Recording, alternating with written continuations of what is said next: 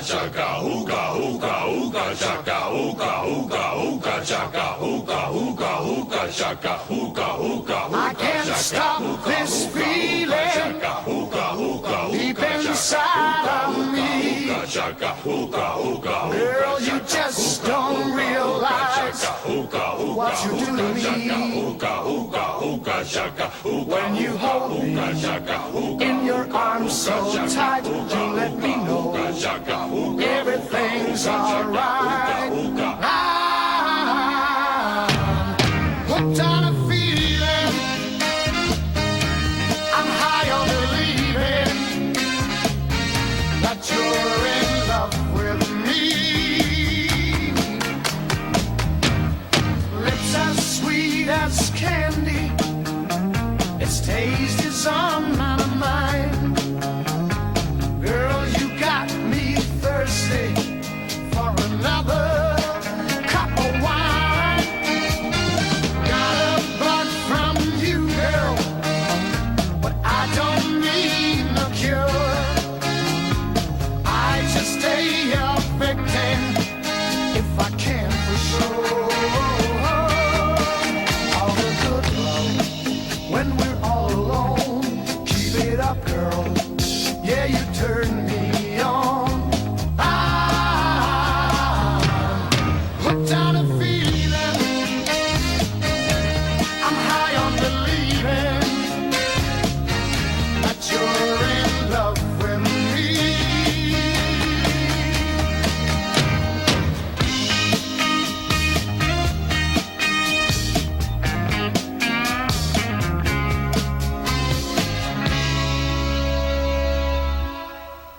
All the good love when we're all alone.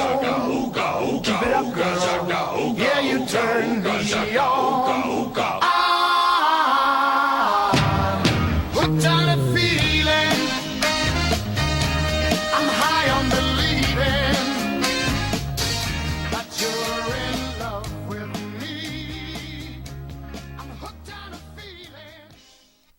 Just steady that camera. Please rise and salute the flag. I pledge allegiance to the flag of the United States of America and to the republic for which it stands, one nation, under God, indivisible, with liberty and justice for all.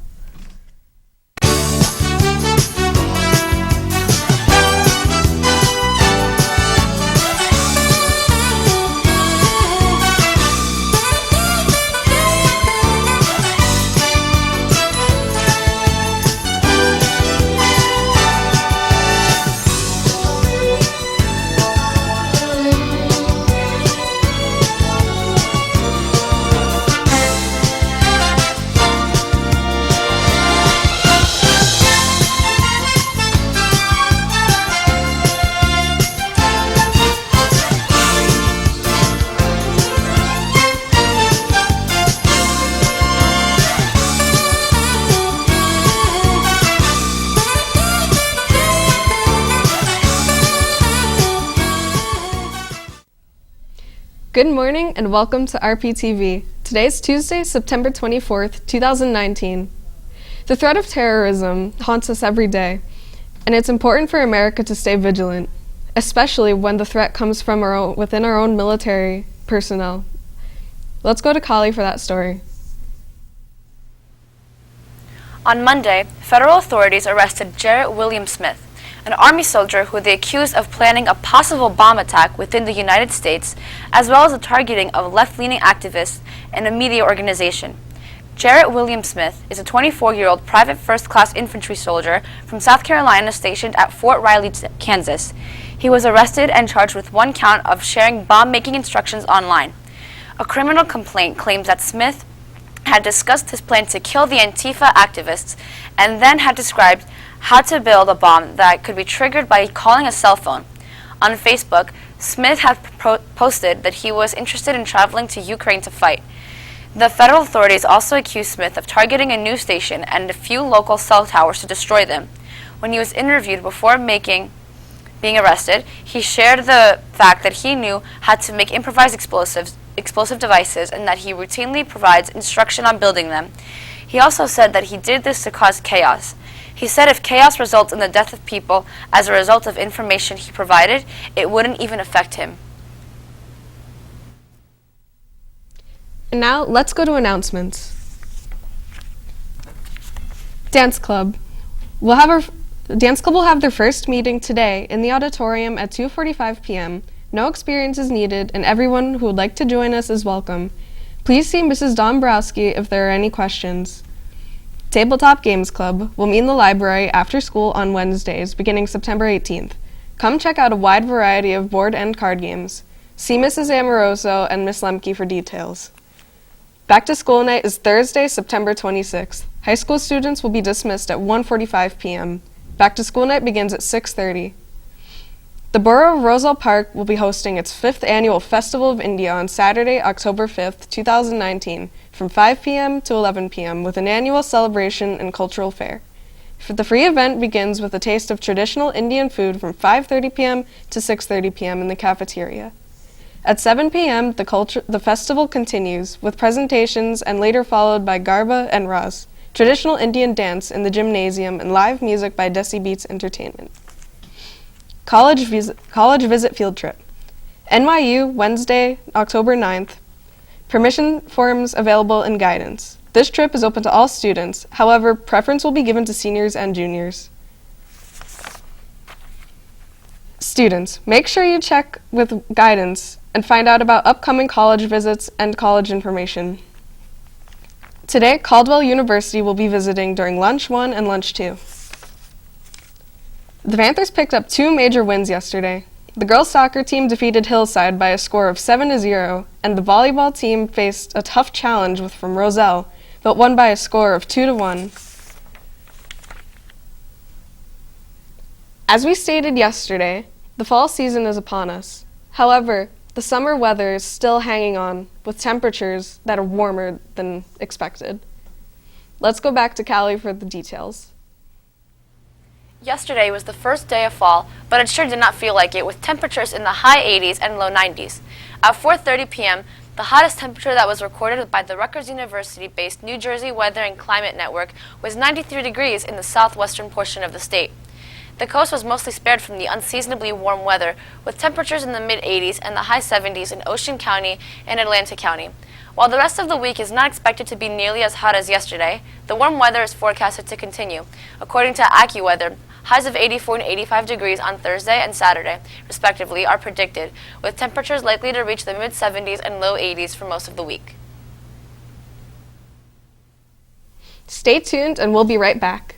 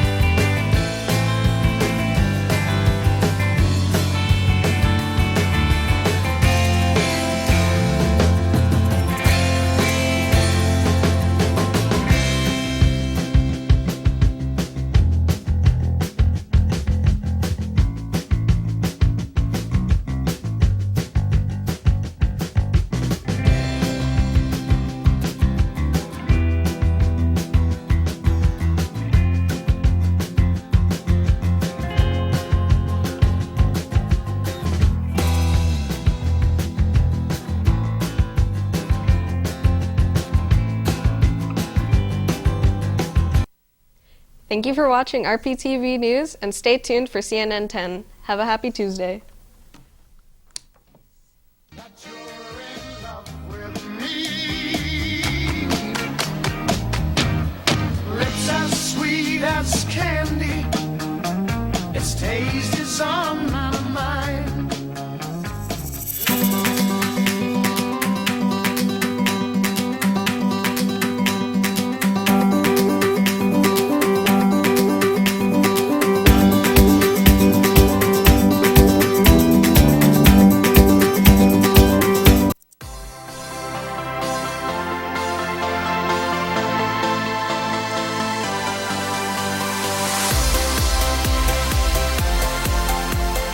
I'm Carl Azus for CNN 10.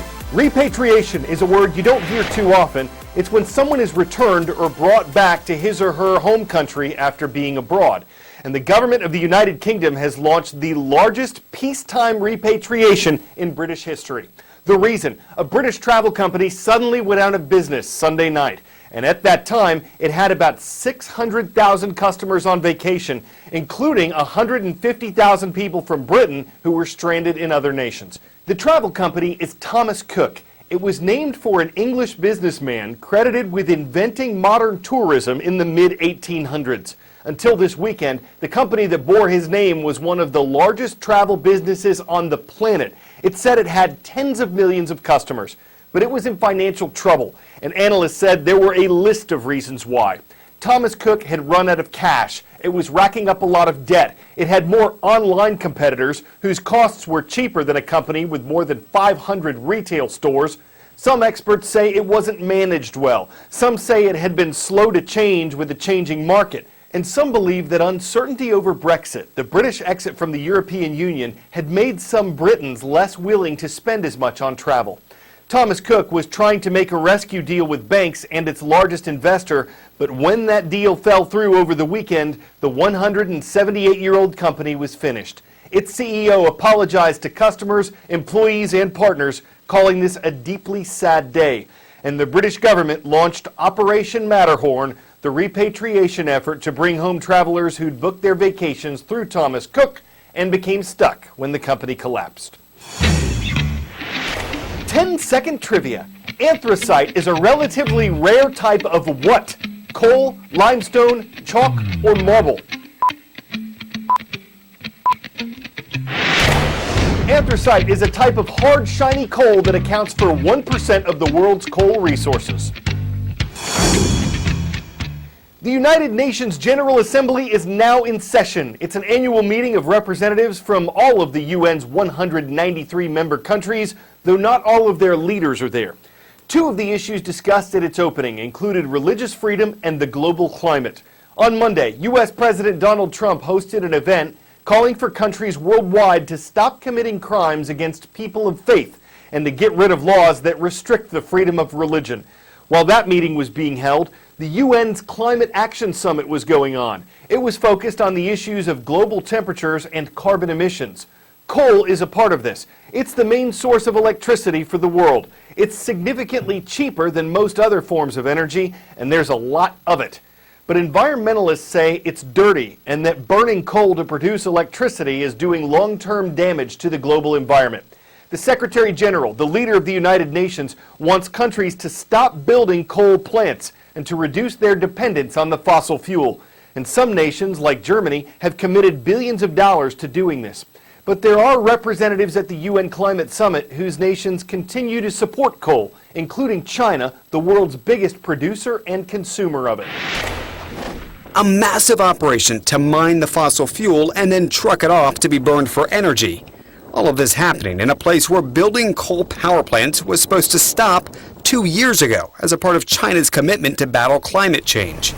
Construction is well underway and moving at a rapid pace. Coal. This is what the small town turned city of Shilanhat, China, is now known for. To get to Shilanhat from the capital city of Beijing, it's about an hour flight north. To learn just how committed China is to achieving its cleaner climate goals, we needed to get closer. Standing here, just about every angle you're surrounded by a power plant. Some of them fully operational, others, like this one behind me, nearing the end of construction. This one even has a fresh coat of paint on it. China is the world's largest producer and consumer of coal, and in recent years, the country's made efforts to reduce its heavy reliance on fossil fuels. In 2017, China's National Energy Administration began suspending construction of plants in many provinces, among them Inner Mongolia. Projects dating from 2016 onward were to be halted. But look at these satellite images from 2016, then 2017, and finally this year. You can see several plants outside Shilanhat sprung up during that time. Environmental groups fear China's recent economic slowdown, coinciding with the U.S. trade war, has the central government sliding on its environmental promises, putting more focus on GDP, and in turn, quietly allowing the construction of coal plants to continue. China is pushing forward with other sources of energy, greener ones in fact. Across the Inner Mongolian plains, you've got farms like these popping up. Efforts to harness both solar and wind power. We took these mounting environmental fears to China's energy officials. Will China be building more coal-fueled power plants? 提高煤电 The officials stress that the new plants are more efficient and environmentally cleaner. But they stopped short of saying they would halt ongoing or future plant construction.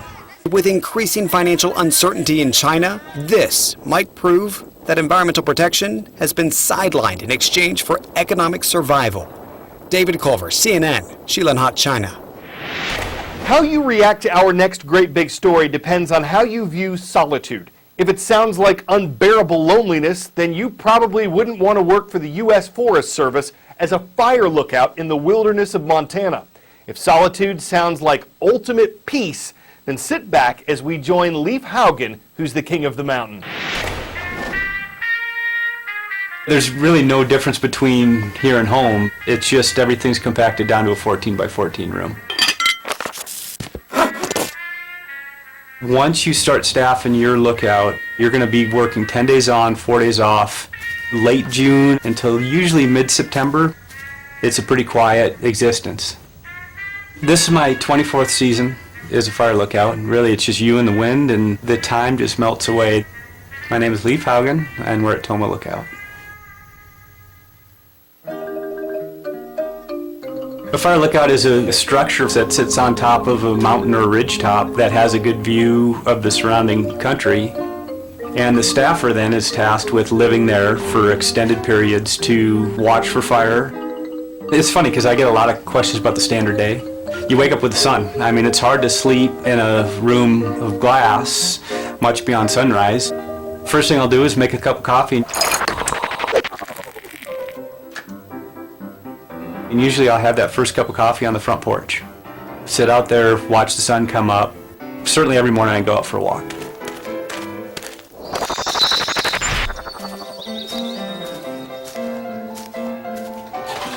I check in at 10. Hello, guy. Good morning. Go ahead.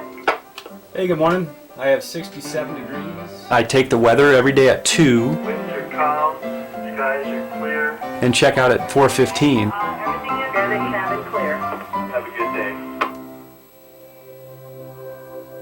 I think the solitary nature, when there's really no fires going, the only thing I might do is check in on the radio twice a day. That might be the only time I really talk, unless I'm talking to myself.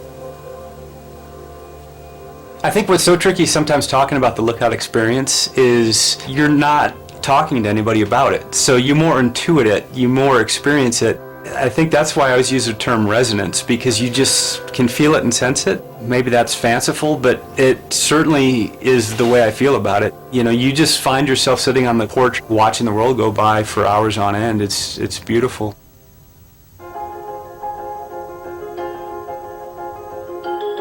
When you look at, the lifestyle of a fire lookout, it can be a hard choice at times too. I'm missing a wedding tonight. Over the course of summer, you might miss a lot of stuff in your life. But certainly every summer I keep coming back, because living on top of a mountain for days on end is just such a beautiful chance at making a life of it.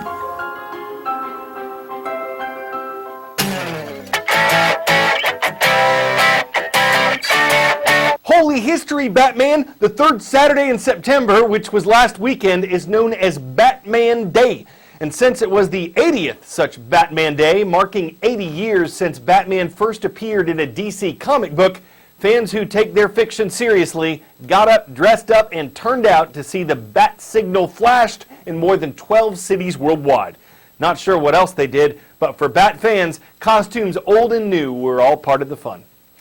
The Caped Crusader capers are a graphic novel idea, even if they seem kind of comical, but they're nothing to whine about. What kind of Joker would want to play spoiler to Bat fans by robbing them of de-seeing and being seen in the dark of night? It's a two-faced prospect where no one penguins. I'm Carl Azuz, solving the riddler of puns on CNN.